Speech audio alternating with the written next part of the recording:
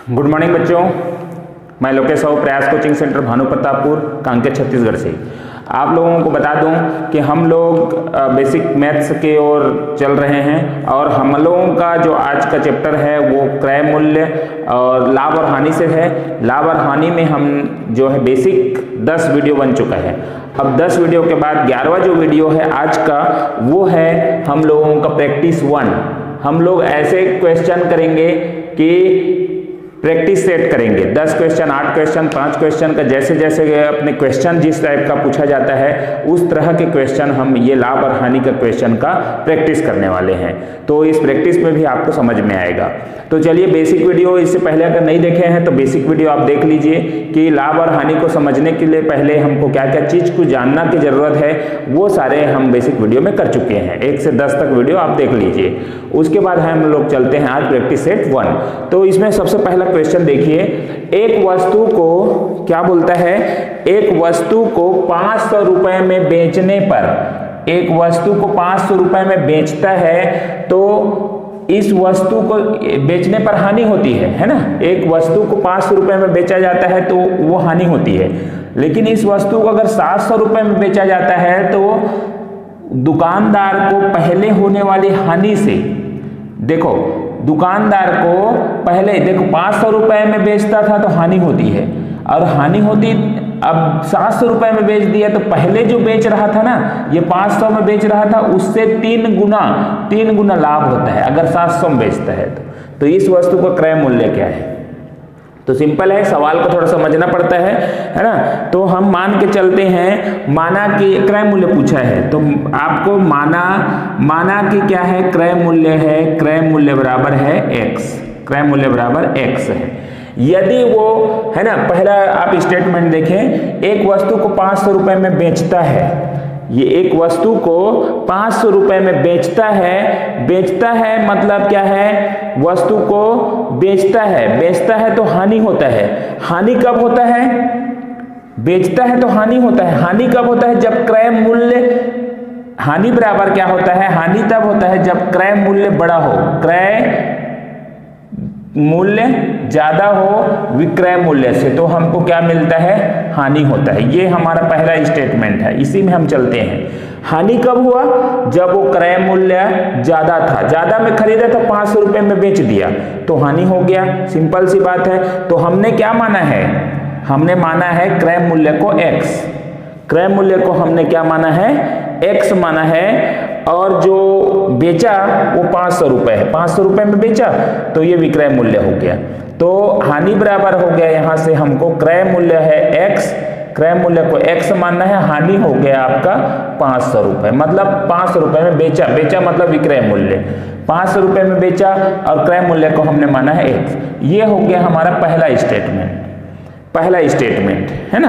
अब दूसरा स्टेटमेंट बोलता है, यदि वह 700 रुपए में बेचता है तो दुकानदार को पहले होने वाली हानि से कितना, मान लो पहले हानि से 3 गुना लाभ होता है, तो लाभ कब होगा, पहला दूसरा स्टेटमेंट है, लाभ जब होगा जब विक्रय मूल्य बड़ा होगा, विक्रय मूल्य ज्यादा होगा, क्रय मूल्य छोटा होगा, है ना, क्रय मूल्य छोटा होगा तो ये होगा लाभ होगा। तो हमारा लाभ बराबर निकल जाएगा, विक्रय मूल्य दिया है 700 रुपए, देखिए 700 में बेचा और क्रय मूल्य हमने मान रखा है x, तो ये हो गया हमारा दूसरा स्टेटमेंट, ये हो गया दूसरा स्टेटमेंट। अब क्या बोलता है, प्रश्न में बोलता है कि यदि ये लाभ है ना, लाभ है और ये हो गया हानि हो गया। यदि ये बोलता है 700 रुपए में बेचा जाता है तो पहले हानि होने वाली हानि से 3 गुना लाभ होता है, हानि से क्या होता है, 3 गुना लाभ होता है। मतलब इधर आप देख सकते हैं हानि कितना हो रहा है, हानि बराबर लाभ है ना, तो हानि कितना है, 3 गुना हानि होता था पहले, हानि से 3 गुना लाभ होता है, तो ये दोनों बराबर हो जाएंगे। अब हम किन लाभ का मान एक तरफ निकाल लिए हैं, एक तरफ मान लिए हैं हानि के निकाल लिए हैं, तो इसी में रखना है। 3 गुना हानि कितना है हमारे पास, x माइनस 500 और बराबर है लाभ कितना है, तो 700 माइनस x। इसी स्टेटमेंट को हमको अब हल करना है, तो ये हो जाएगा 3x माइनस 5 दिया 1500 बराबर हो जाएगा 700 माइनस x। अब ये x और ये x इधर आ जाएगा तो ये हो जाएगा 4x, क्योंकि इधर माइनस है, और ये हो जाएगा उधर चला जाएगा तो ये हो जाएगा प्लस में, तो ये हो जाएगा आपका 2200। अब x का मान अगर निकालेंगे तो 4 से काट देंगे तो 4 पंचे 20, अब यहाँ फिर है 4 पंचे 20 और 0, तो 450 रुपये उसका क्या हो जाना चाहिए, क्रय मूल्य होगा। क्रय मूल्य 450 रुपये, सॉरी 550 रुपया। तो ये है, इस तरीका से आपका स्टेटमेंट के मुताबिक आप अपने को क्या कर सकते हैं, हल कर सकते हैं। थोड़ा समझना पड़ता है, सवाल को थोड़ा लंबा हो गया क्योंकि न लंबा ही सवाल है, तो ऐसे सवाल भी आते हैं, तो इस चीज़ को ध्यान रखिएगा। तो इस तरीका से आंसर हमारा क्या जाएगा, 550 रुपये। नेक्स्ट हम लोग क्वेश्चन देखते हैं।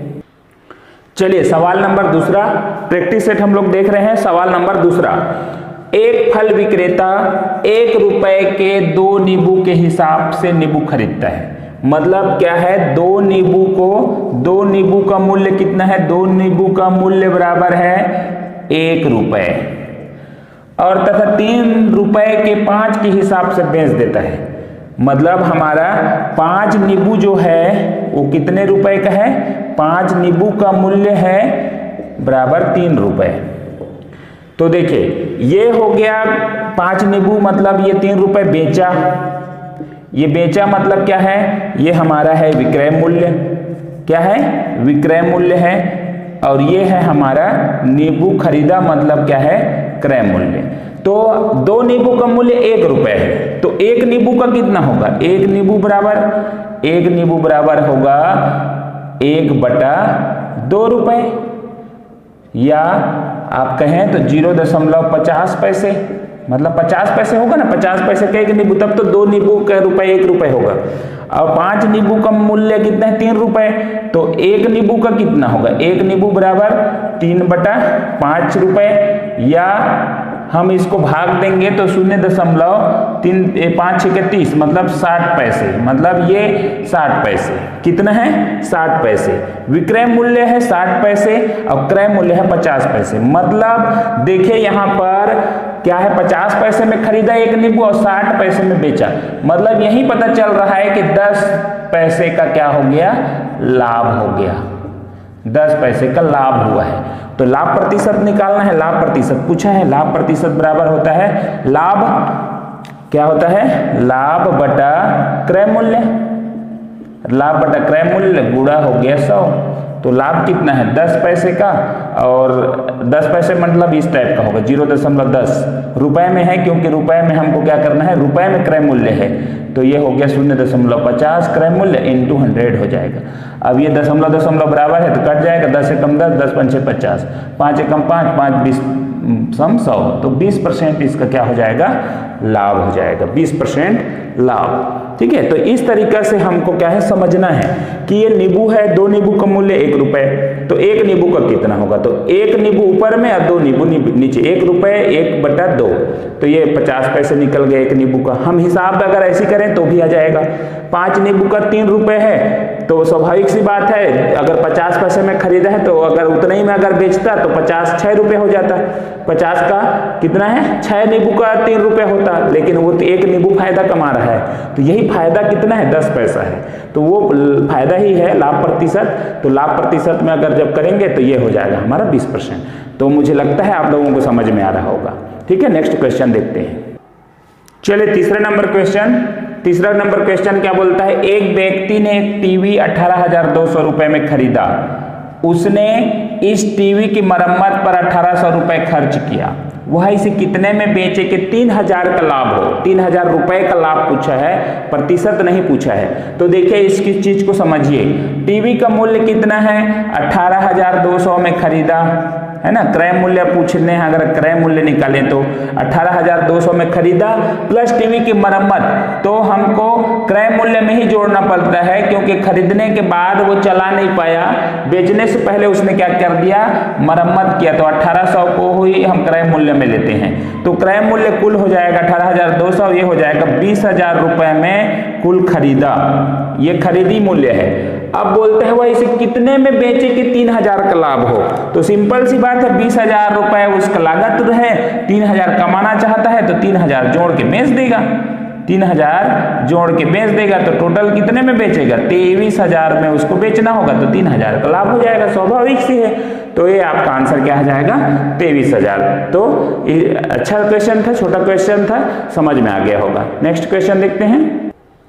क्वेश्चन नंबर 4, 30 रुपए प्रति दर्जन की दर से पेंसिल बेचने पर दुकानदार को 10 रुपए का लाभ होता है, तो उसका लाभ प्रतिशत क्या है। तो देखिए 30 रुपए प्रति दर्जन, तो एक दर्जन का मूल्य है, मूल्य बराबर है 30 रुपए। 30 रुपए बेचने पर दुकानदार को 10 रुपए का लाभ होता है, मतलब ये लाभ कितना का हुआ, लाभ हो गया 10 रुपए का। तो जब 10 रुपए का लाभ है तो हमको क्या निकालना है, बेचने पर क्रय मूल्य है ना, तो क्रय मूल्य पहले निकाल लेते हैं। क्रय मूल्य क्या है, कितने में खरीदा रहा होगा, तो 30 रुपए में बेचता है तो 10 रुपए का लाभ कमाता है, तो आपका क्या है, विक्रय मूल्य माइनस लाभ। ये अगर करेंगे तो हमारा क्या मिल जाएगा, क्रय मूल्य। तो 30 में 10 माइनस करेंगे तो 20 रुपए। क्रय मूल्य कितना है, 20 रुपए। अब लाभ कितना है, तो सीधे सी बात है, लाभ 10 रुपए। तो आपका लाभ प्रतिशत बराबर क्या होता है, लाभ प्रतिशत बराबर होता है लाभ बटा क्रय मूल्य गुणित 100। तो लाभ कितना है 10 रुपए का, क्रय मूल्य कितना है 20 रुपए, 100 से मल्टीप्लाई, 20 से कम 20, 20 पंचे 100, तो ये इसका गुणा करेंगे 10 पंचे 50% का उसको क्या हो गया, लाभ हो गया। तो सिंपल सवाल, ठीक है, सिंपल सवाल। पहले तो क्या है 30 रुपए था तो विक्रय मूल्य में बेचा तो लाभ हो गया 10, तो हमको क्रय मूल्य निकालना है। तो क्रय मूल्य में ही क्योंकि ना लाभ और हानि का प्रतिशत निकलता है, इसलिए क्रय मूल्य बहुत जरूरी है। तो आगे जाके इसका लाभ प्रतिशत निकालेंगे, लाभ बटा क्रय मूल्य गुणा में हो जाएगा 100। अब इस तरह का हल करेंगे तो 50% आपका क्या हो जाएगा, आंसर। नेक्स्ट क्वेश्चन, 5वां नंबर क्वेश्चन देखते हैं। क्वेश्चन नंबर 5, क्वेश्चन नंबर 5 बोलता है 18% छूट देने के बाद एक वॉशिंग मशीन 13,489 रुपये में मिलता है। वॉशिंग मशीन का अंकित मूल्य क्या है। देखिए अंकित मूल्य क्या होता है, बेचने के लिए दुकानदार जो मूल्य लगाता है वो कहलाता है अंकित मूल्य। अंकित किया है उसने पहचान के लिए मूल्य। तभी तो हम लोग जीन्स लेने जाते हैं तो 500 रुपए का जीन्स है, वो मान लो हम 500 रुपए बताता है, उसको हम लोग 350 में मांगते हैं, 350 रुपए में तो दे देता है। क्यों, क्योंकि वो जानता है कि 500 रुपए वो लगाया है, एक टैग मूल्य है, टैग किया हुआ है, टैग मतलब अंकित किया हुआ है, और वो जानता है कि मेरे को इतना तक में बेचना है। जैसे 250 रुपए उसका मूल्य था, तो उसको क्या है, अगर मैं 500 लगाऊंगा ना तो व्यक्ति जो है मांगेगा कितने में, है ना। लेन देन क्या करेगा, लेन देन में अगर वो 350 में भी मांगता है तो दे देता है। क्यों देता है, क्योंकि उसको 250 तो उसका मूल रेट था, उसने तो बढ़ा के 500 रुपए बनाया था, तो 350 में मांग रहा है तो भी उसको 100 रुपए के यहाँ पर मिल रहा है फायदा। इसलिए अंकित मूल्य जो दुकानदार द्वारा डाला गया रहता है वो मूल्य क्या रहता है, अंकित मूल्य कहलाता है। तो देखिए यहाँ क्या बोलता है, 18% छूट देने के बाद एक वॉशिंग मशीन 13,489 रुपए में मिलती है ना। वॉशिंग मशीन खरीदने गए, है ना, इसमें से कोई ना कोई तो रेट रहा होगा उसका अंकित मूल्य। जब दुकानदार के पास गए तो दुकानदार बोलता है कि मैं तेरे को 18% छूट देता हूं। तो 18% छूट देने के बाद भी उसे क्या मिलता है, 13,489 रुपये में मिलता है। तो वॉशिंग मशीन का अंकित मूल्य क्या होगा ये बताना है अपने को, है ना। तो यहाँ पर दिया हुआ है विक्रय मूल्य। विक्रय मूल्य कितना दिया हुआ है, 13,489 रुपये।